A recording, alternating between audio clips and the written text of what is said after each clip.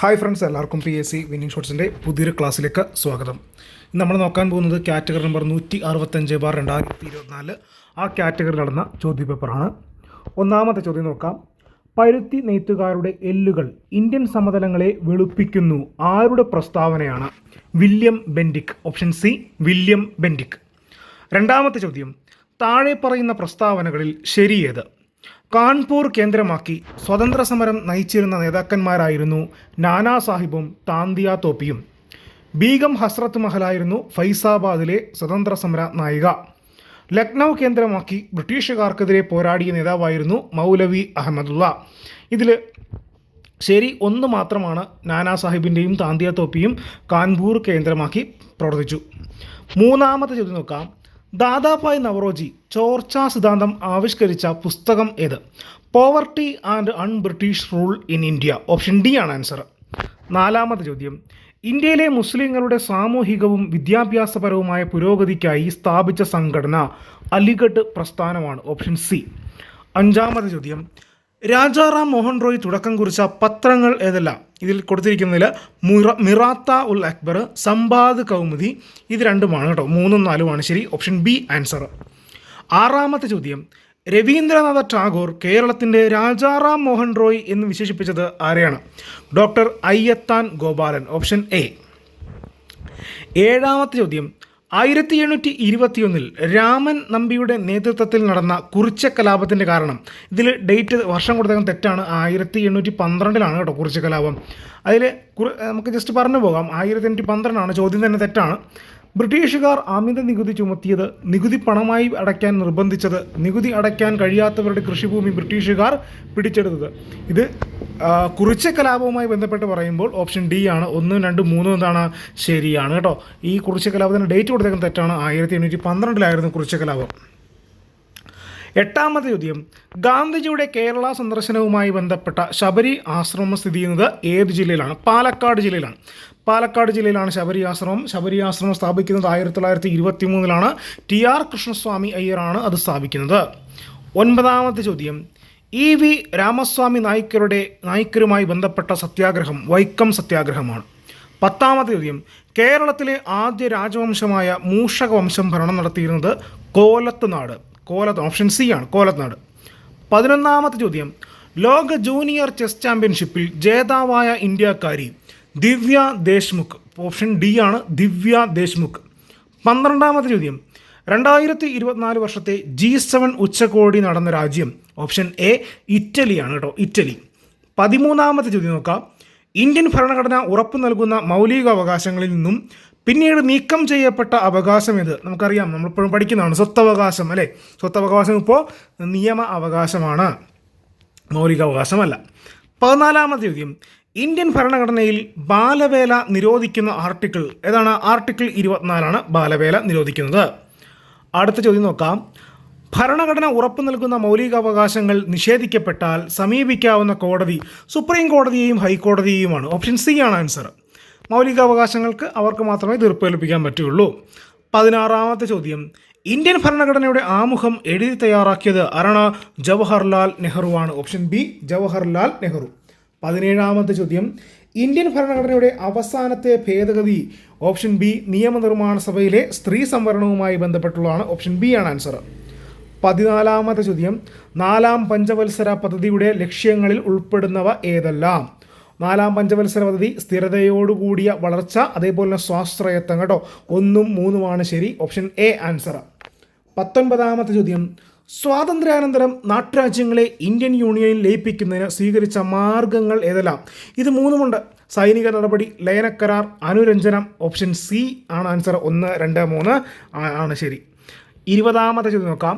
വിദ്യാഭ്യാസത്തിൻ്റെ ദേശീയ മാതൃകയെപ്പറ്റി നിർദ്ദേശിച്ച ഡോക്ടർ DS കോത്താരി, ഡി ആണ്. DS കോത്താരി കമ്മീഷൻ്റെ ശുപാർശകൾ താഴെ പറയുന്നവയിൽ ഏതാണ്? 1 ത്രിഭാഷ പദ്ധതി നടപ്പിലാക്കണം. 10+2+3 മാതൃകയിൽ വിദ്യാഭ്യാസം നടപ്പിലാക്കണം. യൂണിവേഴ്സിറ്റി ഗ്രാൻസ് കമ്മീഷൻ രൂപീകരിക്കണം. മൂല്യ വിദ്യാഭ്യാസത്തിന് ഊന്നൽ നൽകണം. ഇതിൽ 2ഉം 4ഉമാണ് ശരിയായിട്ടുള്ളത്. 10+2+3 മാതൃകയിൽ വിദ്യാഭ്യാസം നടപ്പിലാക്കണം. മൂല്യ വിദ്യാഭ്യാസത്തിന് ഊന്നൽ നൽകണം. 20ാമത്തെ ചോദ്യം നോക്കാം. മനുഷ്യനെ ബഹിരാകാശത്ത് എത്തിക്കാനുള്ള ഇന്ത്യയുടെ പ്രഥമ ബഹിരാകാശ സഞ്ചാര പദ്ധതി ഗഗൻയാൻ. Option C Gaganyaan. 22ാമത്തെ ചോദ്യം നോക്കാം. 1999 കാർഗിൽ യുദ്ധത്തിൽ ഇന്ത്യൻ വ്യോമസേന നടത്തിയ ഓപ്പറേഷൻ ഏത് പേരിലാണ് അറിയപ്പെടുന്നത്? ഓപ്പറേഷൻ സഫേദ് സാഗർ കേട്ടോ. കാർഗിലിലെ വ്യോമസേനയുടെ കേട്ടോ ഓപ്പറേഷൻ സഫേദ് സാഗർ. 23ാമത്തെ ചോദ്യം. 2024 Paris Olympics shooting 10 metre air pistol വിഭാഗത്തിൽ വെങ്കല മെഡൽ നേടിയ ഇന്ത്യൻ വനിത മനു ഭാക്കർ ആണ്. Option A Manu Bhaker. Air pistol കേട്ടോ. 24ാമത്തെ ചോദ്യം നോക്കാം. ഇന്ത്യയിലെ ആദ്യത്തെ അണ്ടർ വാട്ടർ മെട്രോ ടണൽ ഉദ്ഘാടനം ചെയ്തത് എവിടെയാണ്? കൊൽക്കത്ത. Option C Kolkata. 25. ഇന്ത്യയിലെ ഏറ്റവും ഉയരമുള്ള കൊടുമുടിയായ മൗണ്ട് K2 സ്ഥിതി ചെയ്യുന്നത് കാരക്കോറം. Option C Karakoram. 26ാമത്തെ ചോദ്യം. ചെമ്മണ്ണിന് ചുവന്ന നിറം നൽകുന്നത് ഇരുമ്പാണ് കേട്ടോ. ഓപ്ഷൻ എ ഇരുമ്പ്. 27ാമത്തെ ചോദ്യം. ഇന്ദ്രാവതി ഏത് നദിയുടെ പോഷക നദിയാണ്? ഗോദാവരി. Option C Godavari. 28ാമത്തെ ചോദ്യം നോക്കാം. പാമ്പാടും ചോലയെ നാഷണൽ പാർക്കായി പ്രഖ്യാപിച്ച വർഷം 2003 ആണ്. 2003. 29ാമത്തെ ചോദ്യം നോക്കാം. ലോകരാജ്യങ്ങളിൽ വലുപ്പത്തിൽ 7ാം സ്ഥാനമാണ് ഇന്ത്യക്കുള്ളത്. ഇന്ത്യയുടെ വിസ്തൃതി എത്രയാണ്? 3.28 ദശലക്ഷം ചതുരശ്ര കിലോമീറ്റർ കേട്ടോ. Option B answer. അടുത്ത ചോദ്യം നോക്കാം. 30ാമത്തെ ചോദ്യം. ഇടുക്കി ജലവൈദ്യുത പദ്ധതി നിലവിൽ വന്ന കാലഘട്ടത്തിലെ ഇന്ത്യൻ പ്രധാനമന്ത്രി ആരാണ്? ഇന്ദിരാഗാന്ധി. ഇടുക്കി പദ്ധതി കാനഡയുടെ സഹായത്തോടുകൂടിയാണ് ചെയ്തു തീർക്കുന്നത് കേട്ടോ.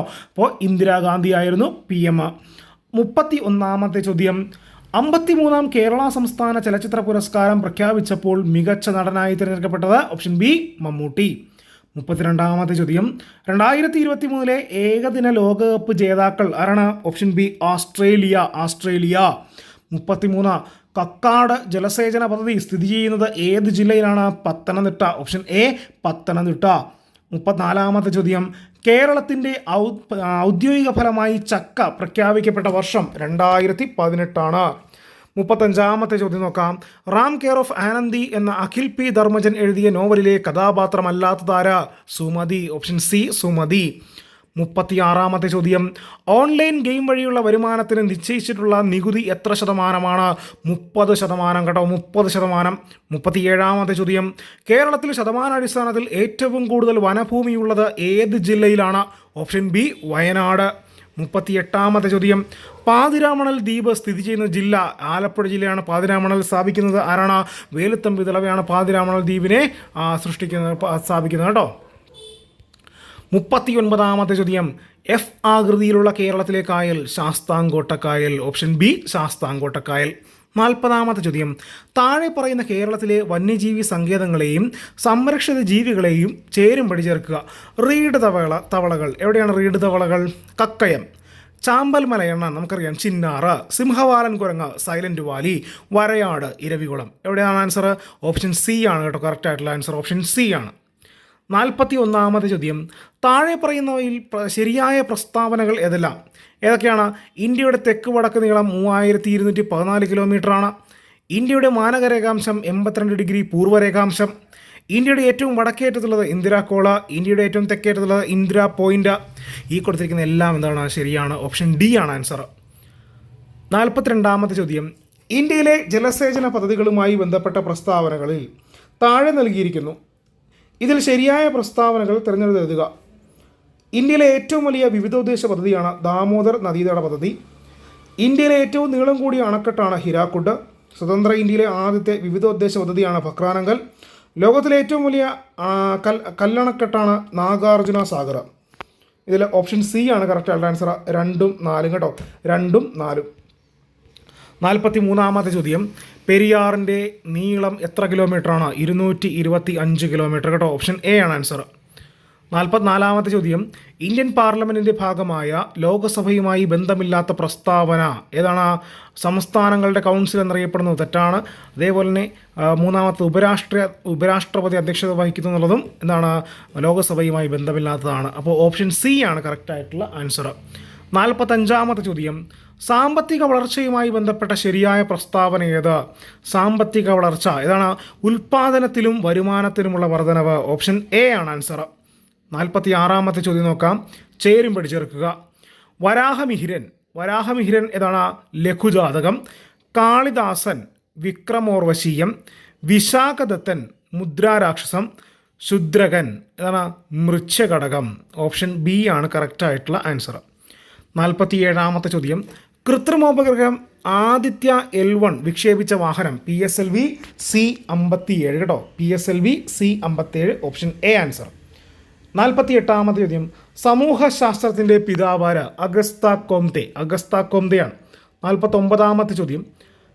2022 ഫിഫ പുരുഷ ഫുട്ബോൾ ലോകകപ്പ് ജേതാവായ രാജ്യം ഏത് ഭൂഖണ്ഡത്തിൽ നിന്നായിരുന്നു?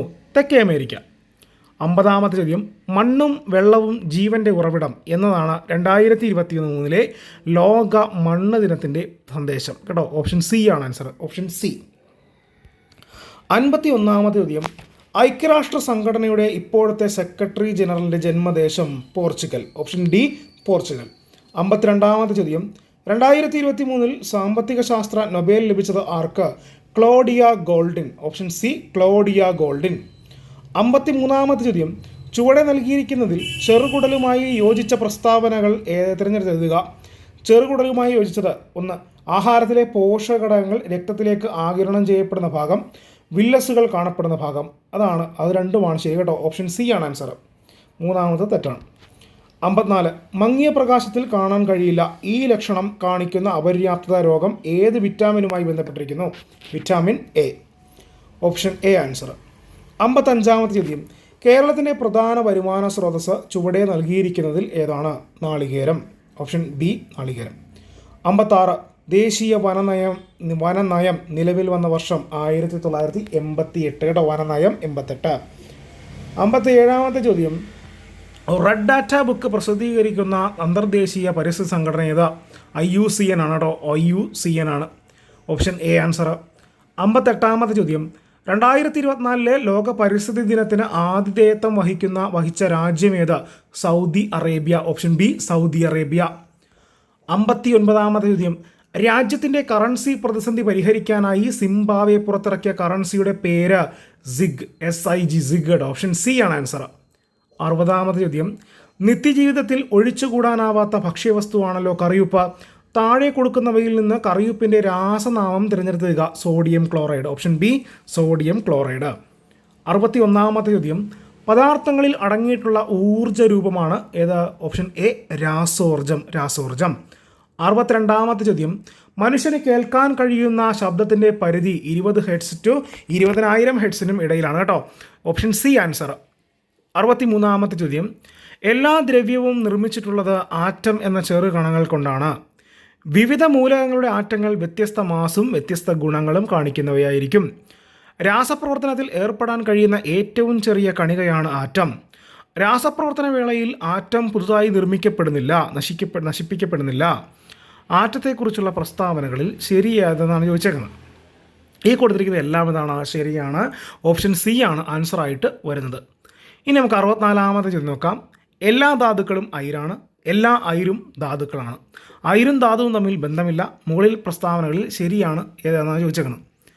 2 മാത്രമാണ് കേട്ടോ ശരി. രണ്ടാമത്തത് എല്ലാ അയിരും ധാതുക്കളാണെന്നുള്ളത് ഓപ്ഷൻ എ ആണ് കറക്റ്റായിട്ടുള്ള ആൻസർ. 65ാമത്തെ ചോദ്യം PSC ക്യാൻസലാക്കിയ ചോദ്യമാണ് കേട്ടോ. PSC ക്യാൻസലാക്കിയ ചോദ്യമാണ് 65ാമത്തത്. 66ാമത്തെ ചോദ്യം. 2023 രസതന്ത്ര നൊബേൽ എത്ര പേർക്ക് ലഭിച്ചു? ഓപ്ഷൻ ബി ആണ് കേട്ടോ കറക്റ്റായിട്ടുള്ള ആൻസർ. 3 പേർക്കാണ് കേട്ടോ ലഭിച്ചത്. 4ാമത്തെ മാറിപ്പോയതാണ്. ബി ആണ് ആൻസർ. 3 പേർക്ക് ലഭിച്ചു. ഇനി 67ാമത്തെ ചോദ്യം. മനുഷ്യ ശരീരത്തിലെ ഏറ്റവും വലിയ ഗ്രന്ഥി ഏത്? കരൾ. ഓപ്ഷൻ ബി കരൾ. 68ാമത്തെ ചോദ്യം. താഴെ പറയുന്നതിൽ പ്രോട്ടോസോവ രോഗമേത്? നമുക്കറിയാം, സ്ഥിരം ചോദ്യമാണ്. മലമ്പനി കേട്ടോ, മലമ്പനി. 69ാമത്തെ ചോദ്യം. രക്തം കട്ടുപിടിക്കാൻ സഹായിക്കുന്ന പ്ലാസ്മ പ്രോട്ടീൻ ഏത്? ഫൈബ്രിനോജൻ. അതും സ്ഥിരം ചോദ്യമാണ്. ഫൈബ്രിനോജൻ. PSC ആൻസറാണ്. സി ആണ്. 70ാമത്തെ ചോദ്യം. മസ്തിഷ്കത്തിലെ വൈദ്യുത തരംഗങ്ങളെ രേഖപ്പെടുത്താൻ ഉപയോഗിക്കുന്ന ഉപകരണം ഏത്? EEG ആണ് കേട്ടോ. ഓപ്ഷൻ സി ആണ് ആൻസർ. 71. രോഗകാരികളായ സൂക്ഷ്മജീവികളുടെ മരുന്നുകളോടുള്ള അതിജീവന ശേഷിക്കെതിരെ പോരാടാൻ ലക്ഷ്യം വെച്ച് കേരളത്തിൽ നടപ്പിലാക്കിയ കർമ്മ പദ്ധതിയുടെ പേര്? കർസാപ്പാണ്. ഓപ്ഷൻ എ ആണ് ആൻസർ കേട്ടോ. കർസാപ്പ്. 72ാമത്തെ ചോദ്യം. സസ്യകോശങ്ങളിൽ തൊട്ടടുത്ത കോശങ്ങളെ ബന്ധിപ്പിക്കുന്ന കോശദ്രവ്യ പാത ഏത്? പ്ലാസ്മോഡെസ്മേറ്റയാണ് കേട്ടോ. ഓപ്ഷൻ സി ആണ് ആൻസർ. 73ാമത്തെ ചോദ്യം. അമീബിക് മെനിഞ്ചോ എൻസെഫലൈറ്റിസ് രോഗത്തിൻ്റെ രോഗകാരി ഏത്? നെഗ്ലേറിയ ഫൈലേറിയ കേട്ടോ, നെഗ്ലേറിയ ഫൈലേറിയ ആണ്. ഓപ്ഷൻ ബി ആണ് ആൻസർ. 73-ാമത്തെ ചോദ്യം, ജീവിതശൈലി നിയന്ത്രണ പദ്ധതിയുടെ പേരെന്ത്? അമൃതം പദ്ധതി കേട്ടോ, ജീവിതശൈലി രോഗ നിയന്ത്രണ പദ്ധതിയുടെ പേരെന്നാണ് അമൃതം. 75-ാമത്തെ ചോദ്യം, ശ്വാസകോശത്തെ ആവരണം ചെയ്ത് കാണുന്ന ഇരട്ട സ്ഥലം ഏതാണ്? പ്ലൂറ. Option B pleura. 76-ാമത്തെ ചോദ്യം, താഴെ പറയുന്നവയിൽ പോർട്ടൽ സിരയുമായി ബന്ധമുള്ള പ്രസ്താവന ഏതെല്ലാം? അതാണ് പ്രസ്താവന 2ഉം 4ഉമാണ് കേട്ടോ. അവയവങ്ങളിൽ നിന്ന് അവയവങ്ങളിലേക്ക് രക്തം വഹിക്കുന്നു, പോഷകഘടകങ്ങളെ വില്ലസിൽ നിന്നും കരളിലെത്തിക്കുന്നു. ഓപ്ഷൻ ബി ആണ് ആൻസർ. 77-ാമത്തെ ചോദ്യം, കേരളത്തിലെ ആദ്യ ബയോ റിസോഴ്സ് നാച്ചുറൽ പാർക്ക് ഏതാണ്? നിലമ്പൂർ. 78-ാമത്തെ ചോദ്യം, ഏത് രോഗത്തിൻ്റെ രോഗവ്യാപനം കണക്കിലെടുത്താണ് ലോകാരോഗ്യ സംഘടന ആരോഗ്യ അടിയന്തരാവസ്ഥ പ്രഖ്യാപിച്ചത്? എംപോക്സ്. 79-ാമത്തെ ചോദ്യം, ഇന്ത്യയിൽ ആദ്യമായി ഹിമാലയൻ കഴുകന്മാരുടെ പ്രജനനം റിപ്പോർട്ട് ചെയ്ത സംസ്ഥാനം? ആസാം. 80-ാമത്തെ ചോദ്യം, ഡിസാസ്റ്റർ മാനേജ്മെൻറ്റ് ഇൻഷുറൻസ് സ്കീം ആരംഭിക്കുന്ന ആദ്യ സംസ്ഥാനം? Option C Nagaland. നിങ്ങൾക്ക് ഈ ക്ലാസ് ഇഷ്ടമായാൽ തീർച്ചയായും ഒന്ന് ലൈക്ക് ചെയ്യുക, ഷെയർ ചെയ്യുക. നിങ്ങളുടെ അഭിപ്രായങ്ങൾ തീർച്ചയായും ഒന്ന് കമൻറ്റായി രേഖപ്പെടുത്തുക. താങ്ക്